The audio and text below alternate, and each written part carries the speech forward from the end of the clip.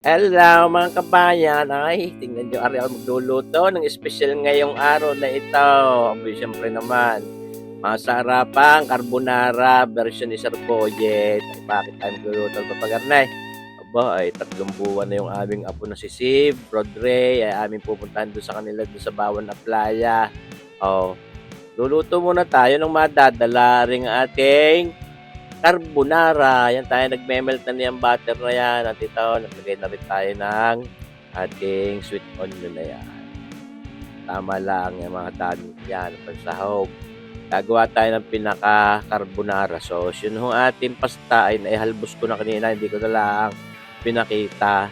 Yun ho, naman madali din namang gawin ng paghahalbos. Yan, sinama na rin natin ngayon itong ating cooked ham na ito na ginet-get natin na papagayaan.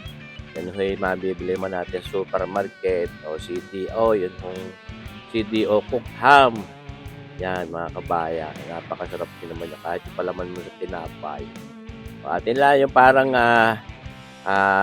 pinafry lang ng karikit. Hindi naman para tosta, hindi yan mga kabayan. Ito naman ang carbonara mga kabayan, talagang paborito ko din, lalo luto na aking si kabayan Commander Mami Lisa. Favorite na favorite. Ayan. Lagyan natin ng isang pirasong pork broth cube. Ayan ho, para masarap-sarap lalo ang lasa nitong ating carbonara sauce. Ayan ho, mga kabayan. Tapos siyempre, meron din tayo mga iba pang ipaglalagay diya, mga pampalasa. Pero babawas muna tayo ng ating piniritong at ating gagawin pan-toppings mamaya. Ayan naman ho'y siyama-siyama na din sa dulo. Ayan. Ating ilalagay na ngayon itong mushrooms na yan. Yan ho ay pieces and stems na mushrooms. Kung ano mang brand ng inyong mabili ay pwede naman. Pero ako sanay din yan sa ating ginagamit na brand na yan. Yan. Ako napakasarap. Para nag-aayaya na agad na sarapay mga kabaya. Kita niyo bugitaw. Ano mo, kaya ko nga, tayo special ang ating paglulutong ito. Medyo may proseso, pero sulit naman ho. At talaga naman masarap ito. Natin pinamintahan din ang karikit. Sayang, wala akong white pepper. Kaya ang ginamit na rin natin yung ground black pepper. Ngayon, lalagyan natin ng gatas iyan. Yan hong evaporada. Ayan mga kabayan, hong gatas na malabnaw, hindi ho yung malapaw. Matambis iyaw, itong fruit salad. Ito, 3 ganito. Yung latang ganitong ating ilalagay diyan. Meron pa rin tayo mga ibang ipaglalagay pati yung mga cream. Ayan ho. Ayan. Tuloy ang halo habang inilalagay. Siyempre. At ito, hindi pwedeng mawala itong ating paboritong gamitin na Jolly Cream of Mushroom. Paborito ko ho ito. Sabi ko sa inyo mga kabayan. Meron ng ibang brand na mabibiling kaya pero maalat ho iyon yung iba. Ngayon itong ating ginagamit na ito. Talagang panalo, masarap ito. Yan. Ngayon, lalagyan din natin karikit na pampalitaw. Pampaganda rin ang kulay at yan ang parang pinaka pampalinamnam din natin. Yan, mga 1 kutsarang oyster sauce. Yan. Hindi naman para kumulay yan diya, pero yun yung lasa niyan. Malinamnam. Yan. Lalagyan na rin natin ito ng kalahating cheddar cheese, yan ho, 1 bar ho yan, yung kalahating ating niyar-yar at ating inilagay din.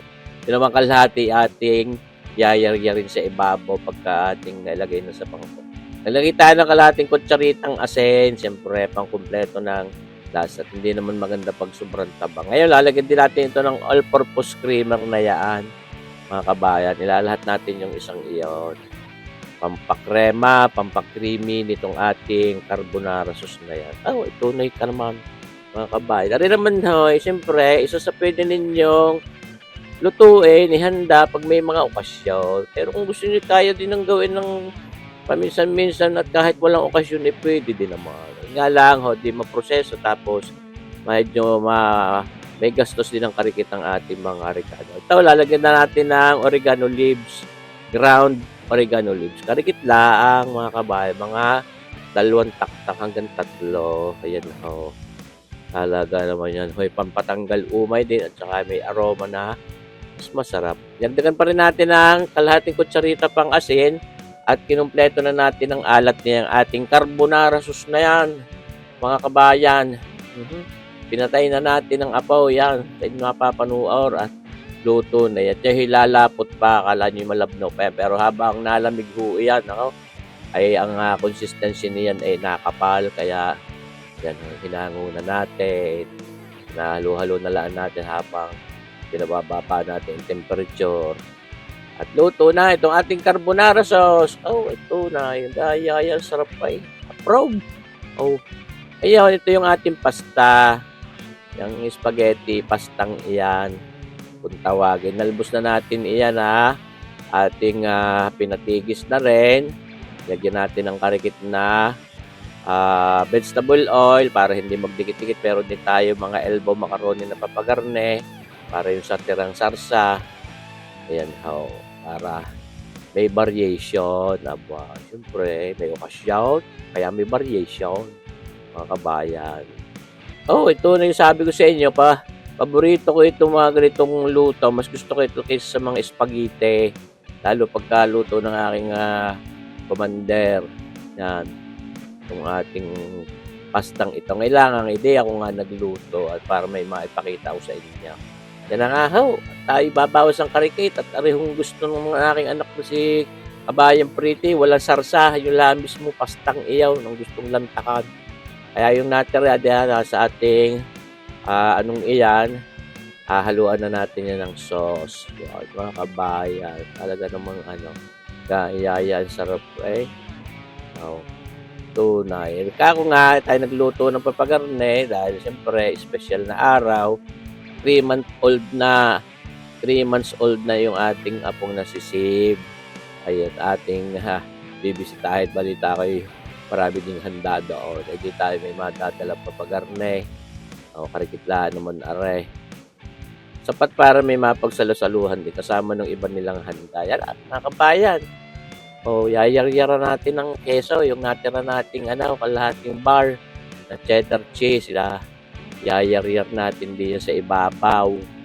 At para lalong enticing at masarap ang itsura pala. At ito, yung ating binawas na cook na ham na yun, yung ating pinrito, igayan para may adorno sa ibabaw. Mas enticing, mas nakakatakap yun, mga kabayan. Yan kita nyo ba? Sana naibigin nyo ating lutong aray. Dadalhin na namin doon sa bahay ng aking manugang na nasisid. Kaya asahan ng aking pangalan na si Robby at saka yung aking apo, ang aming apo na si Siv. Mga kabayan, hindi natin na rin ating nulutong carbonara. Lalantakan na natin ito dito sa 3rd birthday, 3rd month. Yun, ang ating apo na si Sib Rodre. Sige po, kuha po kayo. Lantak na ako. Ganda ng cake 3 months na daming handa. Parang pang isang taon Parang pa isang taon na Kung hindi nakakaranas ng galan Yun, ang ating kabayan. Hinahagpos ng lula. Kain na kayo! Bebe, hame. Lantak na. Yun. Opo, yan pang inyong inihintay. Asrat pa. Lantak, ang daming handa. Ayos siya. Saan pa?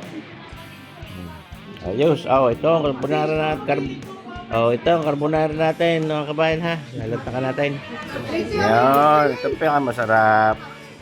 Lalantak na tayo, mga kabayan. Lantakan na ito. Sarapin.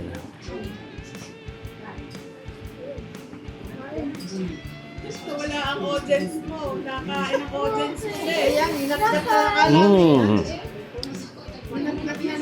Sarap.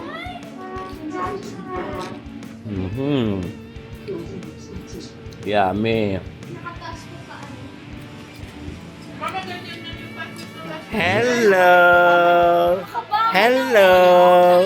Hello, Sib.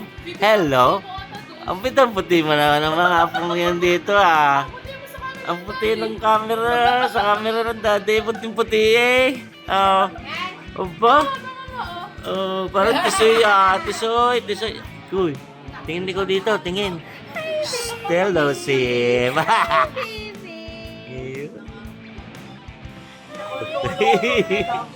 Nice smile, man. Nice smile.